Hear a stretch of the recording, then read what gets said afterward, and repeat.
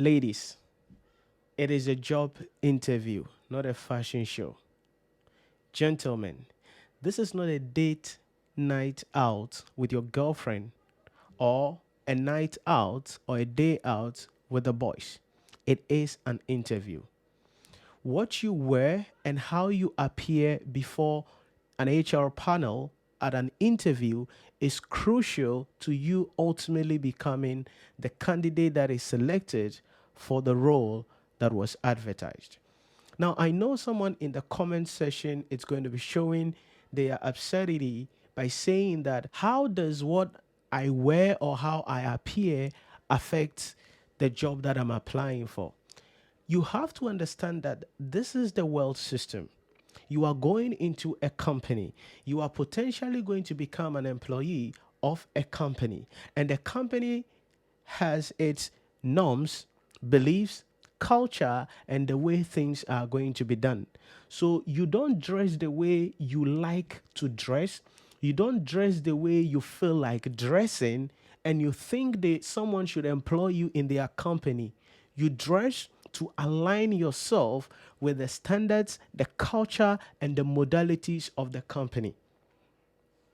So, what do you actually wear to a job interview?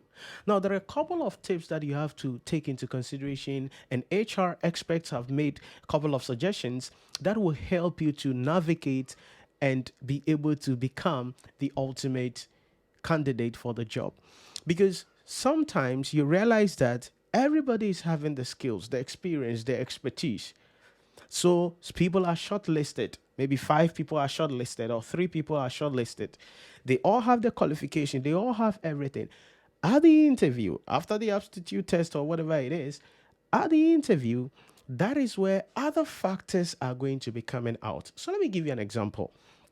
On the average, and this is HR experts talking and sharing some ideas about this, at the interview, when you appear and your dress is not well pressed, the color of your shirt, it's dirty, your nails, your fingernails are unkempt, and everything is not right, the information you are passing across generally is that you are not a serious person, you are not dedicated to yourself, you don't pay attention to detail, and you didn't even put effort in making sure that your body and yourself as an individual appear presentable.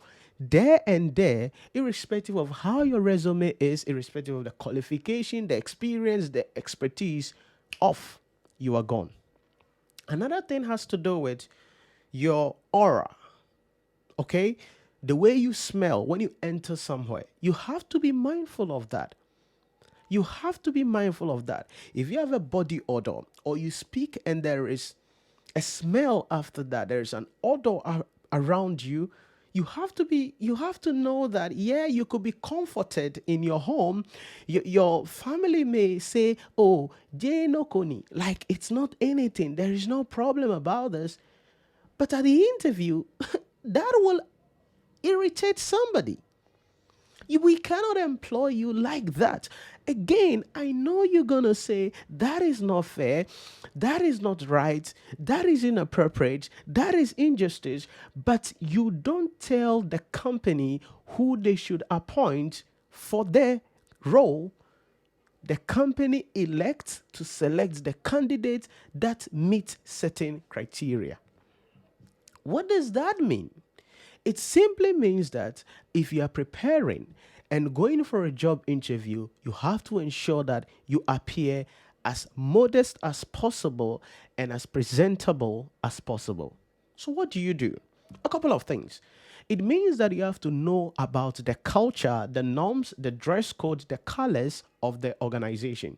So it is not enough sending a CV. It is not enough receiving the interview appointment and starting to say, thanks be to God. No, you have to dig deeper. Maybe you can even go to the company or go to one of their branches and find out how things are done. Pretend to make an inquiry and find out how things are done. How are people dressed on the average? How do people appear on the average?